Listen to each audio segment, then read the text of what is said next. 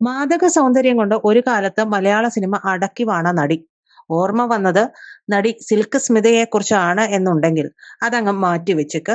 നടി സിൽക്ക് സ്മിതയുടെ ജീവിതം നമ്മൾ വീഡിയോയായി ചെയ്തിട്ടുണ്ട്. കാണാത്തവർ അതെടുത്ത് കാണുക. നമ്മൾ ഇന്ന് പറയുന്നത് ഉണ്ണിമേരി എന്ന നടിയെ കുറിച്ചാണ്. ഒരുവിധം എല്ലാവർക്കും അറിയാവുന്ന നടിയാണ്. ന്യൂജൻ പിള്ളേർക്ക് അറിയില്ലെങ്കിൽ നിങ്ങളൊന്ന് എടുത്തു നോക്കണം. സർപ്പസൗന്ദര്യം എന്നൊക്കെ പറഞ്ഞാലും നമുക്ക് അതിൽ തെറ്റ് പറയാൻ കഴിയാത്ത ഒരു നടി തന്നെയാണ് ഉണ്ണിമേരി. മലയാള ഫിലിം ഇൻഡസ്ട്രിയിൽ ഉണ്ണിമേരി എന്ന പേരിൽ അവർ അറിയപ്പെട്ടപ്പോൾ തമിഴിലും തെലുങ്കിലും മറ്റ് സൗത്ത് ഇന്ത്യൻ ഭാഷകളിലും ദീപ എന്ന പേരിലായിരുന്നു ഫേമസ് ആയത്. എന്നാൽ അന്നും ഇന്നും താര ജാടകളോ അഹങ്കാരമോ ഒന്നുമില്ലാത്ത ഒരു നടി കൂടിയാണ് ഉണ്ണിമേരി. ഇൻഡസ്ട്രിയിൽ കത്തി നിന്ന സമയത്ത് പോലും ഒരു ലൈറ്റ് ബോയോ ഒരു സംവിധായകനോ ആരും തന്നെ ഒരാളോട് പോലും മോശമായി പെരുമാറിയതായിട്ട് ഒരാൾ പോലും പരിഭവം പറഞ്ഞിട്ടില്ല.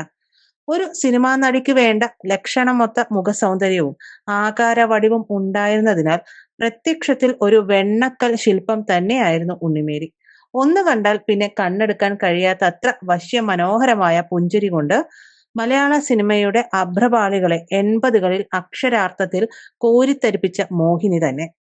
നിഷ്കളങ്ക മുഖഭാവവും വശ്യ സൗന്ദര്യവും കൊണ്ട് തിയേറ്ററുകളിൽ പ്രകമ്പനം സൃഷ്ടിക്കാൻ ഉണ്ണിമേരിക്ക് കഴിഞ്ഞത് താരത്തിന്റെ ഡിമാൻഡ് കൂട്ടുകയും പ്രതിഫലം ഉയർത്തുകയും ചെയ്തു.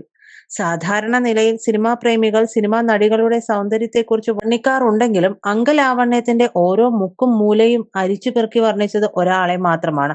ഉണ്ണിമേരിക്ക് ശേഷം മലയാളത്തിൽ അത്രയും സൗന്ദര്യമുള്ള മറ്റൊരു നടി ഉണ്ടായിട്ടില്ല, ഇനി ഉണ്ടാകുമെന്നും തോന്നുന്നില്ല.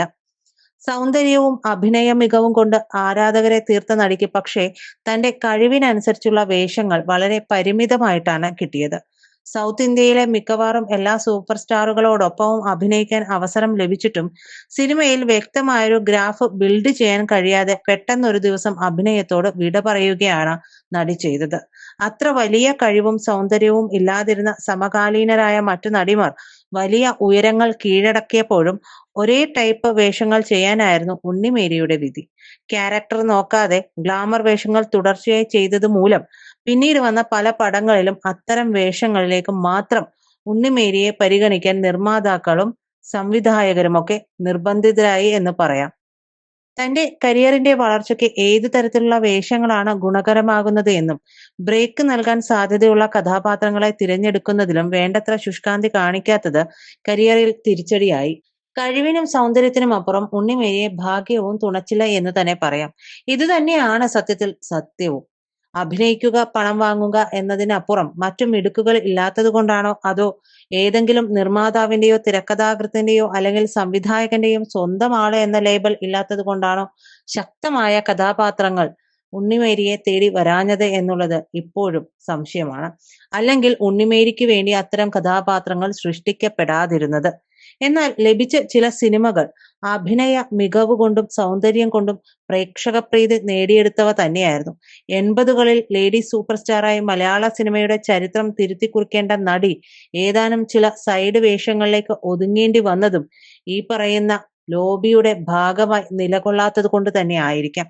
ബാലതാരമായി മലയാള സിനിമയിലേക്ക് എത്തിയ നടി തമിഴ്, തെലുങ്ക്, കന്നഡ ചിത്രങ്ങളിലും അഭിനയിച്ചു. 80കളിൽ സൗന്ദര്യ റാണിയായി വിലസിയ ഈ നടി 30 വർഷത്തിലധികമായി സിനിമയിൽ നിന്നും മാറി നിൽക്കാൻ തുടങ്ങിയിട്ട്.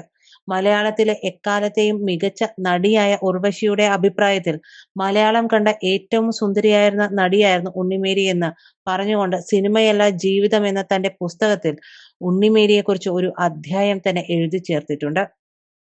കാണാമറയത്ത് എന്ന സിനിമയുടെ ഷൂട്ടിംഗ് സെറ്റിൽ വെച്ച് നടി ആത്മഹത്യ ചെയ്യാൻ ശ്രമിച്ച സംഭവമുണ്ടായി. ചിത്രീകരണം പുരോഗമിച്ചുകൊണ്ടിരിക്കുമ്പോൾ ഉണ്ണിമേരിയെ കാണാൻ പിതാവ് വളരെ ആയാസപ്പെട്ട് ഉണ്ണിമേരിയും മമ്മൂട്ടിയും മറ്റ് അണിയറ പ്രവർത്തകരും താമസിക്കുന്ന ഹോട്ടൽ ലോബിയിലെത്തി. ഉണ്ണിമേരിയുടെ പിതാവാണെന്നറിഞ്ഞ അണിയറ പ്രവർത്തകർ അദ്ദേഹത്തോട് മോശമായി പെരുമാറുകയും ഉണ്ണിമേരിയുടെ അടുത്തേക്ക് കൂട്ടിക്കൊണ്ടു പോകാൻ തയ്യാറാവുകയും ചെയ്തില്ല. രാത്രി മുഴുവൻ ആ പിതാവിന് ലോബിയിൽ അവശനായി ഇരിക്കേണ്ടി വന്നു.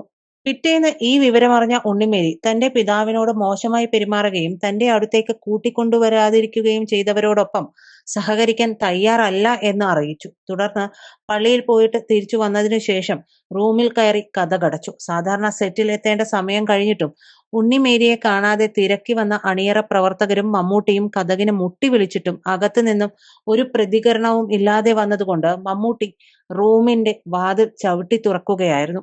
ഉള്ളിൽ അബോധാവസ്ഥയിൽ കാണപ്പെട്ട ഉണ്ണിമേരിയെ തക്ക സമയത്ത് ഹോസ്പിറ്റലിൽ അഡ്മിറ്റ് ചെയ്തതുകൊണ്ട് മാത്രം മരണത്തിൽ നിന്ന് രക്ഷപ്പെട്ടു.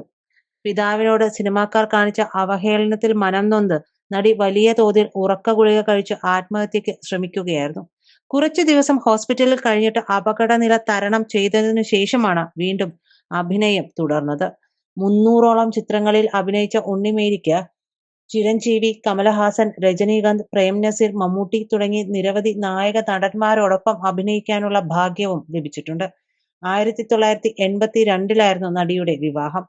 വിവാഹശേഷവും ചില ചിത്രങ്ങളിൽ അഭിനയിച്ച താരം 92 എന്നോടിഷ്ടം കൂടാമോ എന്ന ചിത്രത്തിലാണ് അവസാനമായി അഭിനയിച്ചത്. പിന്നീട് ആധ്യാത്മിക ചിന്തയിലേക്കും ഭക്തിമാർഗത്തിലേക്കും തിരിയുകയായിരുന്നു. ലേഡി സൂപ്പർ സ്റ്റാർ എന്ന സിംഹാസനം ലഭിച്ചില്ലെങ്കിലും നല്ലൊരു ദാമ്പത്യവും മക്കളും കൊച്ചുമക്കളുമൊക്കെ എറണാകുളത്ത് സസന്തോഷം ജീവിക്കുകയാണ് നടി ഉണ്ണിമേരി.